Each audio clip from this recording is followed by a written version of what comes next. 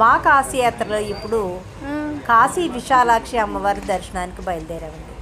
పూర్వం కాశీ అవసాన దశల్లో ఎందుకు వెళ్తారో అనే విషయం పెద్దగా తెలిసేది కాదు. కాశీ ఇది రెండోసారి వచ్చినా మీకు ఇప్పుడు బాగా తెలుస్తుంది. పూర్వం మా తాతమ్మ గారు 3 సార్లు కాశీ నడిచి వెళ్ళారటండి. ఆ రోజుల్లో బస్సులు అవి లేనప్పుడు నడిచి కాశీ వెళ్ళొచ్చారట. ఆవిడ ఇంకా రావట్లేదని 5 సంవత్సరాల తర్వాత వచ్చారటండి. నడుస్తూ మాటల్లో మనం కాశీ విశాలాక్షమ్మ గుడి దగ్గరికి అయితే వచ్చేసాం. అమ్మవారి గుడి చాలా చిన్నదండి.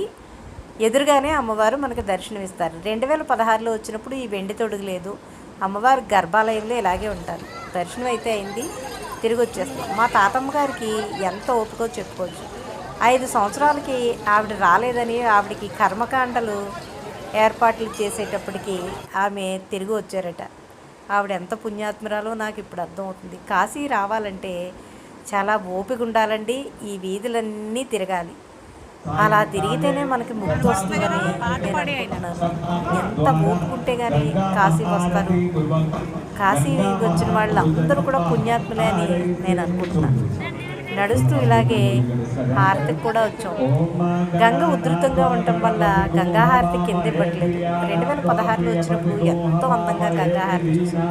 ఇప్పుడు చూస్తున్నారు కదా, పైన ఆయన పాట పాడుతున్నారు, అక్కడే హారతి అయితే. ఈ విషయాలన్నీ నేను ఎందుకు చెప్తున్నానంటే ఇప్పుడు మాకు నడవడానికి కూడా ఓపిక లేనట్టు ఉండటం వల్ల